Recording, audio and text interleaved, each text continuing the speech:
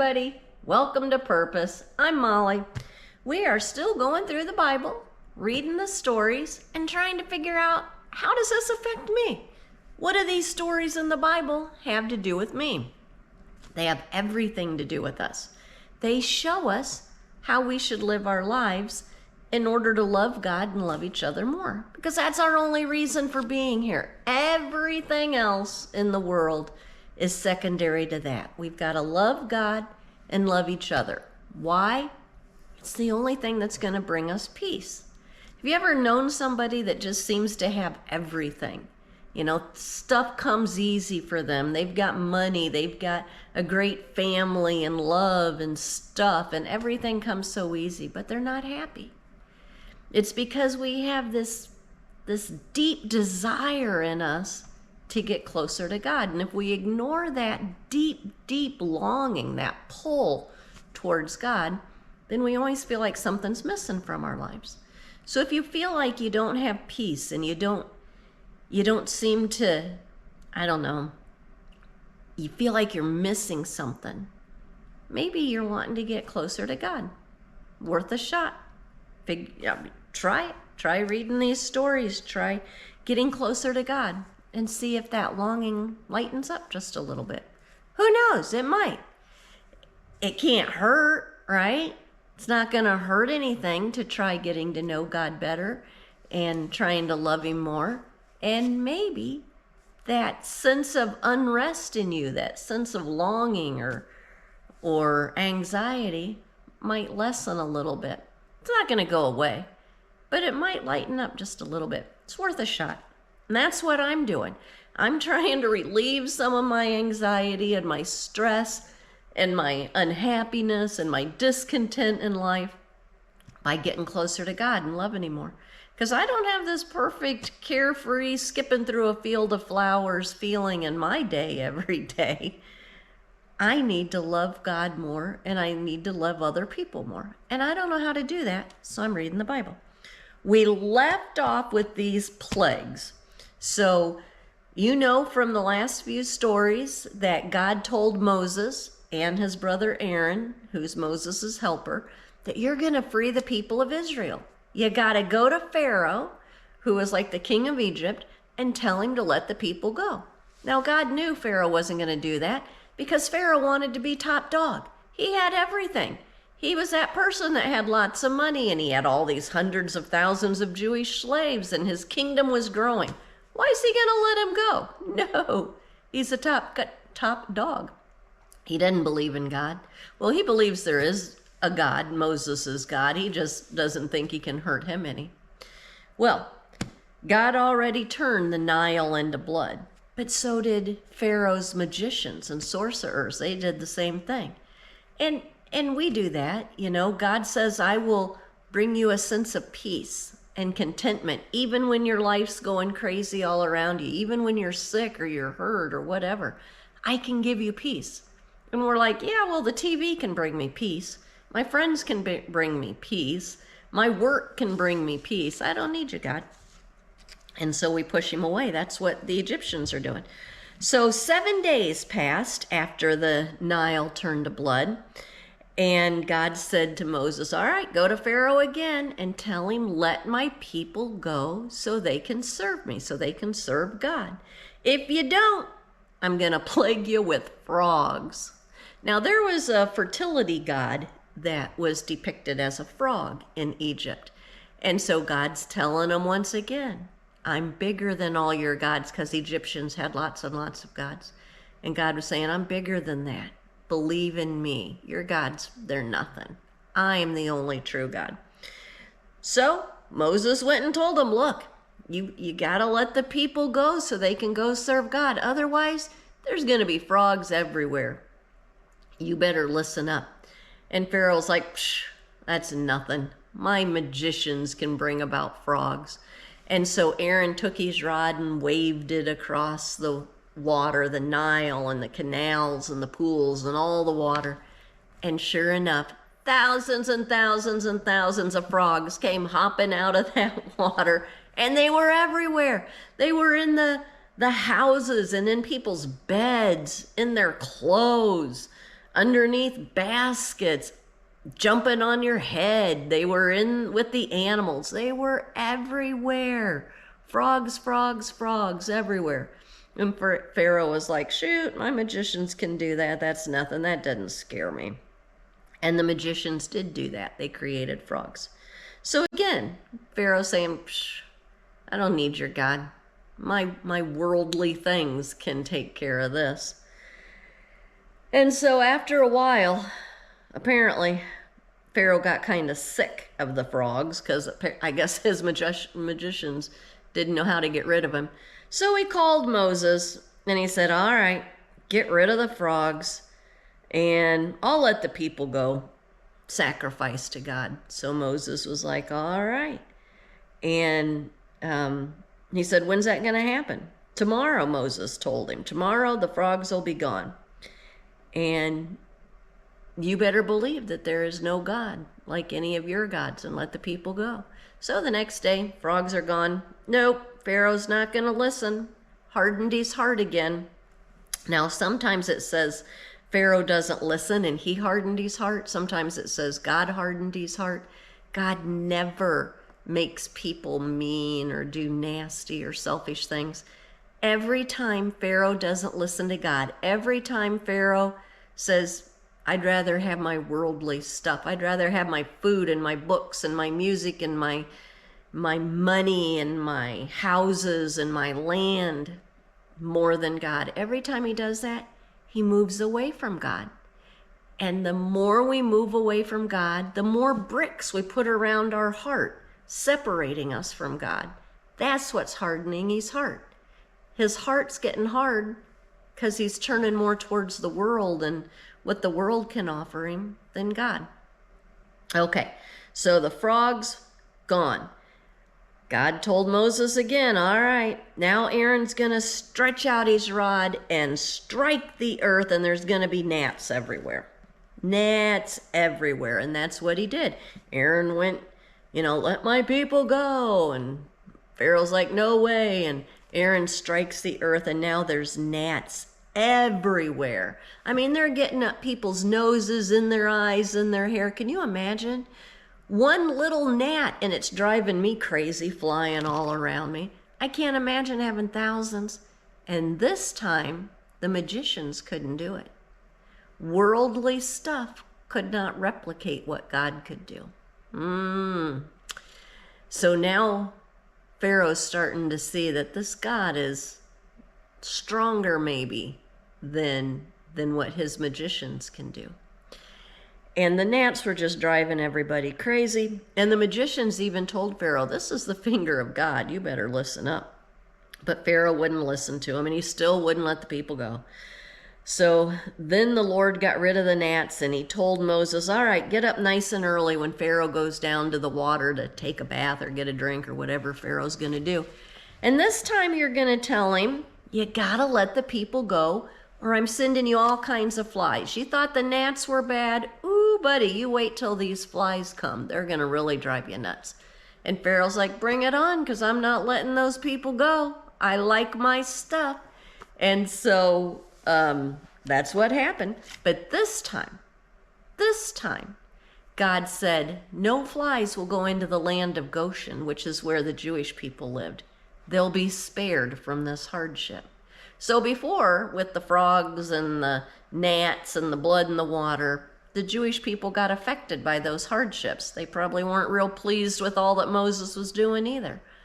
But this time, God's going to separate the Jewish people and say the flies aren't going to bother them. They're going to be spared that. It's not that loving God and being closer to him spares us from heartache and pain and trouble and sickness and money stuff. But sometimes it does. Sometimes God will wrap his arms around us and protect us from stuff. The problem is we don't know when he's doing it. He could have saved us from financial trouble or illness or fighting with somebody or a car wreck or, any number of things, a tree falling on our house in a storm. He could have stopped thousands of things every day. We don't know it. We don't know how big his protective arm is around us. All we see is when we get hurt. We don't know about all the times that we don't. And God's telling us here, I protect you and you don't even know it. Trust me. Sometimes the Jewish people were getting hurt, but sometimes they weren't. So all the flies came and they just drove them crazy. And finally, Pharaoh called Moses and Aaron and said, all right, go sacrifice to your God, but you're staying here. You can sacrifice, you can worship him, but you're staying right here in the land of Egypt. You're not going into the wilderness like God wants you to. And Moses was like, yeah, and we'll be stoned. The Egyptians will see us worshiping and they'll stone us. No way. We need to go 3 days' journey into the wilderness. And Pharaoh said, all right, I'll let you go sacrifice into the wilderness, but you can't go 3 days' journey away. You can't go very far into it. You got to stay here. And Moses said, all right, I'm going to go pray to God. I'm going to pray that the flies leave you, and I'm going to pray on this. Moses knew he can't answer this. Only God can. He knows he's not in charge of the flies. Only God is. We can only do what God lets us do. So that's what Moses is doing. And God did what Moses asked, and he took all the flies away. But he was like, no, you got to go 3 days' journey. You're not going closer. Pharaoh hardened his heart again, wouldn't let the people go. And we do this a lot. Hardship comes, we go to God. Please, please, please help us. I'll go to church every day. I'll read the Bible every night. I will say, 10 Hail Marys, whatever it is. If you'll only do this, God, and then he does it, some big miracle happens. And then a week, 2 week, month, year later, we're back to our old ways again. When life gets easy, we tend to forget about God. When life gets hard, we tend to get closer to him. So that's just human nature. The trick is trying to remember him in the good times and the bad. And that's not always easy. So now we're up to the 5th plague. And this time, Moses goes to Pharaoh, let my people go. If you don't, all of your cattle, your donkey, your sheep, everything, dead. They're going to get a plague. But the Jewish cattle and sheep and livestock, they're going to be spared. And so that's exactly what happened. Cattle, sheep, goats of the Egyptians dropping like flies. But none of the livestock of the Israelites died. Pharaoh still wouldn't let them go. Wasn't enough for him. People's food disappearing. Not enough for him. So now God's going to send him physical pain. And he tells Moses, go throw ashes up into the air. And when it comes down, people will be covered in boils. Even the magicians were out of there. They couldn't stand the boils. They were in such physical pain. All these sores breaking out on them. Nope, Pharaoh's still not listening. Physical pain. And he's still so caught up in his stuff that he's not going to let him go. You know anybody that stays up till 2 in the morning on social media? Physically being exhausted is not going to break that addiction to watching Instagram videos or YouTube videos or whatever. They're going to hurt themselves rather than give up that addiction. We hurt ourselves rather than giving up the stuff that we think makes us happy, which is crazy. So then God said to Moses, all right, get up early in the morning, go to Pharaoh, and say to him, let my people go to serve God. Because this time, the plague's going to be on your heart.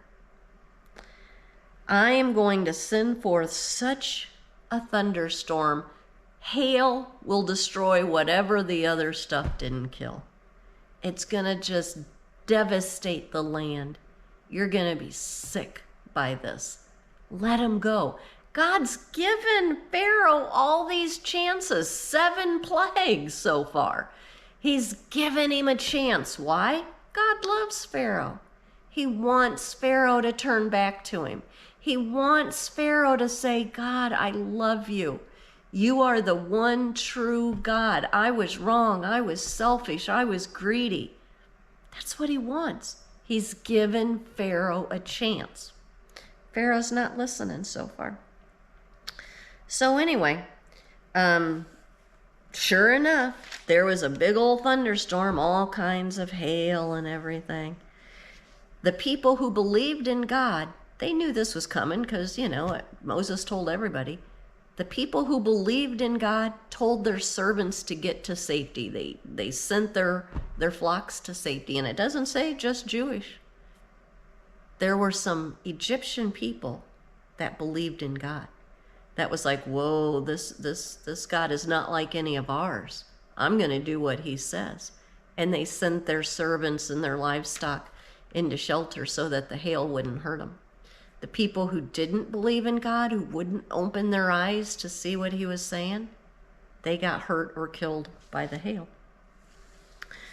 And then it devastated everything and killed a bunch of people, except for the people who believed in God. No hail landed in the land of Goshen. So Pharaoh sent and called Moses. This time he said, I have sinned. The Lord is right, and I and my people are wrong. Pharaoh is admitting he was wrong. I was wrong. I'm going to let you go. You don't have to stay here anymore. And Moses said, yeah, as soon as I've gone out of the city, then I'll stretch my hands out and that thunder's going to stop. And the hail will stop. But you and your servants, you still don't believe in God. God put that knowledge on Moses' heart. Sure enough, soon as the rain stopped, soon as the hail stopped, Pharaoh's like, yeah, no, you guys aren't leaving. We're still not letting you go. He still wouldn't do it. We're on to the 8th plague. And Moses and Aaron went to Pharaoh and they were like, how long are you going to refuse to humble yourself to God? What has to happen to you before you get down on your knees and you start praying? We can ask our country that same thing. What is going to happen to this world before we humble ourselves? We're not the Raja Paja. We don't know everything. Get on our knees and pray, asking God for help, asking God to show us the way. When is that going to happen? When are our leaders going to turn to God and stop being concerned about if they're going to get reelected or how much money they're going to earn? I don't know. I don't know how many plagues we're going to have to suffer. But this time, he said, all right, Pharaoh, we're going to bring locust into your country. Whatever the hail didn't destroy, the locust will. You're going to have nothing left. You got to let the people go. And Pharaoh's servants are even saying, let him go. Let him go. Quit keeping him here. And so the locusts come and they eat everything. And Pharaoh brings Moses and Aaron back. And he says, all right, go serve your God. But who all's going to leave? Just the men can go. The women, the kids, they have to stay back. All the animals, they're staying back. But the men can go. Pharaoh knew the men aren't going too far with the women and the children back in Egypt. And Moses said, no, everybody's got to go. We don't know what God's going to want from us. Everybody has to go. When you serve God, you got to be all in. You can't pick and choose what you're going to give him. All right, God, I'll give you one Sunday a week. Your whole life has to be given to him. Everything. You can't just give him a little bit. You have to give him everything. When you're driving to work, this is for you, God. When we're cooking supper, this is for you, God.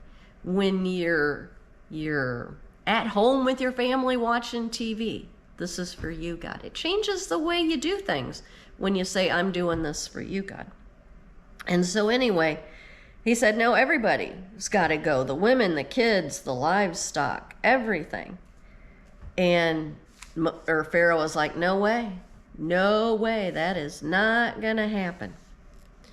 And so now there's a 9th plague. And this one would be rough. It's darkness. They can't see anything.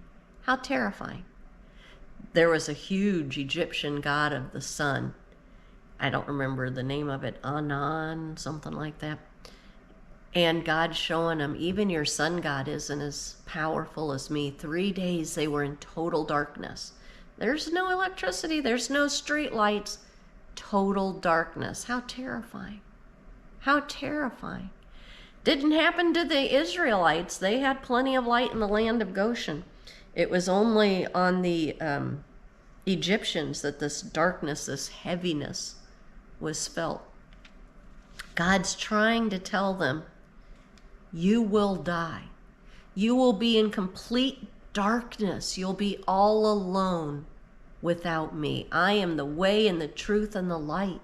The only way for you to live, Pharaoh, is by just humbling yourself to me and saying, I'm not the most powerful person in the world. I trust you, God.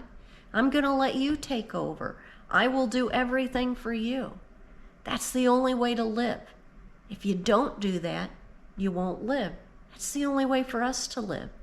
We have to give up control of everything and trust God, even in the hard times, that we'll be okay. That in the end, even if we're suffering, in the end, it'll be worth it. And that he can even take our suffering and use it for good, maybe to bring our kids or our spouse or the people we love closer to him. And so the people were in the dark and they were scared. And Pharaoh said, all right, get away from me. I never want to see your face again. Leave, Moses. I don't want anything to do with you. But, of course, he didn't follow through on that either.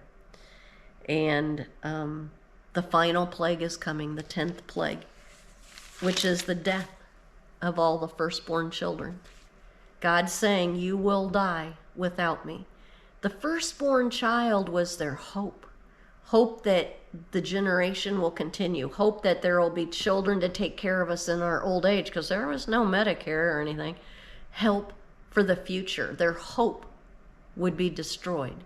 If we don't have God, we don't have hope. We don't have life. We need God. We need to stop holding on to all of our things in our life that we think is going to make us happy, our hopes and our dreams, everything, and say, I trust you, God. If this is your plan, if this is your will, I'll do it. If it's not, I won't. That's a hard thing to do. And that's what God's asking us to do. Will Pharaoh do it? I don't know. We'll find out next time. We'll come back and find out about that last plague. Will Pharaoh finally let him go? Will he finally say, I would rather let you people leave and lose all my help than suffer like this? I don't know. We're going to find out. Well, I hope you all have the best day today, and I will pray for you that if you're suffering any kind of hardship, any kind of pain, that God will touch your heart and give you peace and comfort and healing if he can, and his comfort and love if that's not in his will. Have a great day today, everybody. Bye-bye.